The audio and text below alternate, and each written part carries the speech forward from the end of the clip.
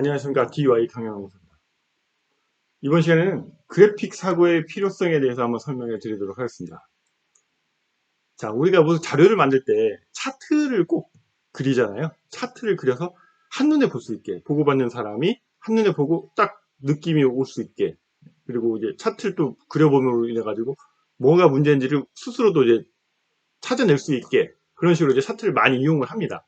그래서 그래픽, 굉장히 우리 이미 만드는 보고서들에서 이미 그래픽, 시각 디자인 이런 게 많이 접목이 되고 있는데요. 그런 것들이 왜 필요한지에 대해서 좀 설명을 좀 해보도록 하겠습니다. 심리학자 헤르만 헤르만 에빙하우스께서는 이렇게 얘기를 했다고 해요. 시간의 흐름에 따라 기억이 얼마나 감소하는지를 그래프로 나타냈어요. 이게 헤르만 에빙하우스의 망각곡선이라고 하는데 이 그래프를 한번 보세요. 시간이 지남에 따라서 기억에 남는 것입니다. 바로 지금은 이제 100% 알고 있는 것 같지만 1시간만 지나면 56%밖에 56%가 날아가 버립니다. 날아가 버립니다. 그리고 2시간이 이렇게 쭉 금방 날아가다가 하루가 지나면은 74%가 날아갑니다. 자기 머릿속에서는 날아가 버리는 거죠. 그래서 뭐 지금 영상을 보시는 여러분들의 이제 나이가 좀 다르시겠지만 뭐 젊은 사람들은 이것보다 조금 더 덜 날아갈 테고 나이가 좀 더 있으시다면 더 빨리 날아갈 수 있겠죠. 그리고 자기가 집중을 얼마나 했느냐, 자기 기억력이 얼마나 좋느냐에 따라서 편차가 좀 있겠지만 평균적으로 이 정도 날아간다고 합니다. 그렇기 때문에 우리는 노트를 해야 되고 노트 한 거를 다음날 한 번 더 보면 이게 이제 기억이 남는 거죠.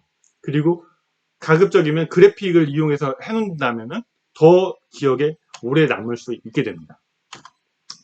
그래서 그래픽 사고의 필요성, 그래서 그래서 지금 이제 그래픽 사고의 필요성에 대해서 설명을 드리고 있고요.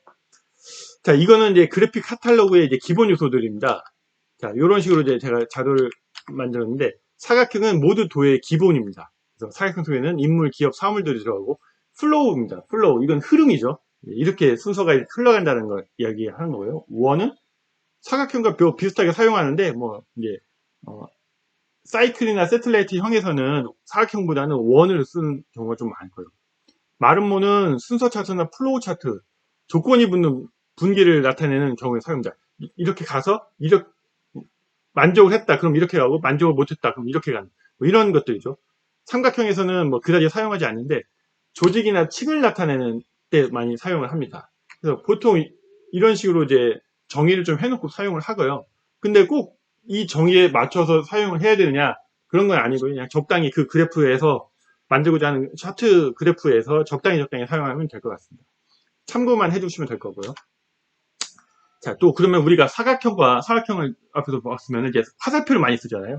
대부분의 업무가 이제 어디서 어디로 흘러가거나 어디서 뭐가 이동하거나 그런 거니까요. 그래서 보통의 일반 화살표는 교환, 왕복 이동을 뜻합니다. 이렇게 해놨으면 A에서 B로 가는 거고요. 이렇게 해놨으면 B에서 A로 가는 거죠.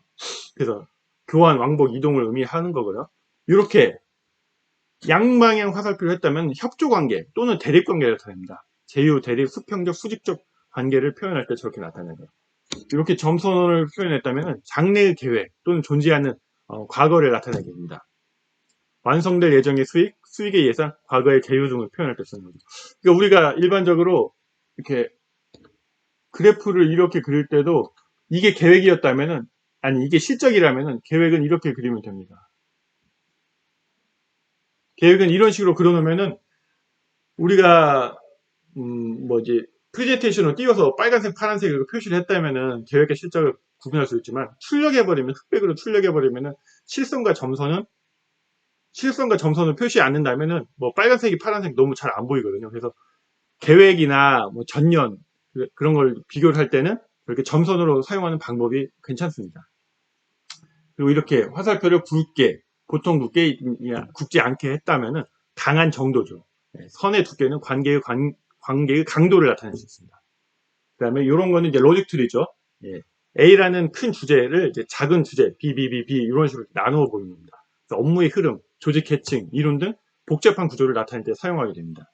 주종관계나 구성 요소를 분해할 때에도 사용하게 됩니다. 자, 사각형과 화살표의 기본 패턴을 몇 가지를 준비를 좀 했어요. 자, 요소로 분해하는 거죠. 자, 요소로 분해하는 것. 매출을 A, B, C, D 별로 이렇게 된다. 그 다음에 절대량으로 분해하는 방법. 여기를 기준점으로 삼아가지고 A 사업은 이만하고 B 사업은 이만하고 이런 식으로 분해하는 방법. 네. 그러니까 여기는 그냥 A와 B, C, D가 이제 동일한 크기였지만 여기는 이제 크기가 차이가 나는 거죠. 비율로 분해하는 방법. 이런 식으로 이제 구성 B가 있다면은 요거를 상품 내역별로 이렇게 원형 차트를 많이 사용하게 되죠. 네, 이런 식으로 구하는 방법. 또 변수로 분해하는 방법이 있을 수 있고요. 또 평가축으로 분해하는 방법. 그래서 뭐 이게 뭐 이거를 뭐 성장률, 이거를 뭐 막 이거를 마켓 셰어, 이걸 성장률 뭐 이런 식으로 구성 요소를 넣어가지고 요거 기준으로 이렇게 하는 방법이겠죠. 요렇게 쓰는 대표적인 방법이 이제 BCG 매트릭스. 이 매출 원의 크기는 뭐 매출의 크기 이런 걸로 이제 사용하게 되죠. 시간축으로 분해하는 방법이 있겠죠.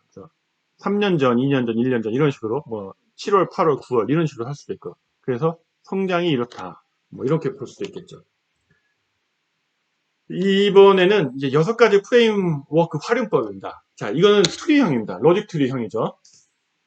로직 트리형은 조직과 정보의 계층 구조를 나타낼 수 있습니다. 한눈에 보기 좋게. 활용 예시로는 매출 조조의 원인 분석, 전략적 논리가 타당한지를 검증하기가 좋고요. 복잡한 상품군과 조직을 정리할 때 좋습니다. 그 다음에 매트릭스형. 그러니까 축을 이제 2가지를 놓고 2가지의 뭐 이제 큰 것, 작은 거, 큰 것, 작은 거 해가지고 이런 식으로 이제 섹션을 나누는 거죠. 그랬을 때 이 활용 효과는 다른 두 축의 조합으로 요소를 정리할 수 있고요. 활용 예시는 다른 전략의 장단점을 검증하고 우선순위를 명확히 밝히고 시간을 관리할 때 다수의 상품을 비교하여 우열, 열의를 요소를 가릴 때 이럴 때 자주 사용하게 됩니다. 이게 중요도, 시급성 이렇게도 할 수 있겠죠. 네. 플로우형은 이렇게 해가지고 흘러가는 형입니다. 요 꼭지점, 화살표, 이 삼각형 꼭지점의 방향으로 시간이나 플로우가 흘러가는 거죠. 활용 요건은 행동, 순서, 업무 과정의 시간 경과와 함께 보여주게 되고요. 활용 예시는 업무 과정을 시각화할 때, 원인에서 결과의 흐름을 명확히 할 때, 소비자의 행동 모델을 검증할 때 사용하기 좋습니다. 세틀라이트형입니다. 그래서 안정적으로 이렇게 뭔가를 보여줘. 하나도 빼놓을 수 없는 중요한 요소 상호관계를 나타낼 때 합니다. 이 3개 하면은 다 빠질 수 없이 중요한 거죠. 하나라도 없으면 이제 무너질 테니까요. 활용 예시는 전략상 중요한 요소를 정리할 때, 회사의 사업을 3가지로 나누어서 정리할 때, 자사 제품의 컨셉을 알기 쉽게 표현할 때 이런 식으로 많이 사용합니다. 다음은 사이클형입니다. 이런 식으로 이제 돌아가는 거죠. PD 뭐 예를 들면 PDCA 플랜 투 체크 액션 이런 식으로 사이클 돌아가는 것처럼 이렇게 하는 겁니다. 활용 효과는 개선 순환하여 질과 양이 향상되는 모습을 나타낼 수 있고요. 활용 예시로는 개선 과정을 정리할 때, 순환하는 업무 흐름을 표현할 때, 매출 상승을 위해 궁극적인 순환의 흐름을 만들 때, 이럴 때 사용하면 좋습니다. 그래프형입니다. 자, 뭐 X축과 Y축이 있고, 이렇게 이제 뭐 매출 수량, 그 다음에 뭐 이익, 이런 식으로 되겠죠. 그래서 이렇게 매출 수량이 늘어나면서, 뭐 이렇게 보통은 이렇게 되겠죠. 요즘은 이제 IT의 발달로 인해 가지고 네트워크 효과, 그래서 뭐 한계 체증의 법칙 이런 게 이제 이루어지는 분야가 있잖아요. 그런 것들 때문에 수량이 늘어날수록 이익이 증가하는 뭐 이렇게 되는 것들이 또 나타나고 있죠. 그리고 활용 효과는 현재의 상황과 정량 분석, 일반적인 경영 수치를 나타낼 수 있고요. 활용 예시로는 자사와 경쟁사의 매출을 비교할 때, 인기 상품과 비인기 상품을 파악할 때, 상품의 손익분기점을 산출할 때 이런 식 때 사용하면 좋을 것 같습니다. 자, 이상으로 그래픽 사고의 필요성에 대해서 설명을 드렸습니다.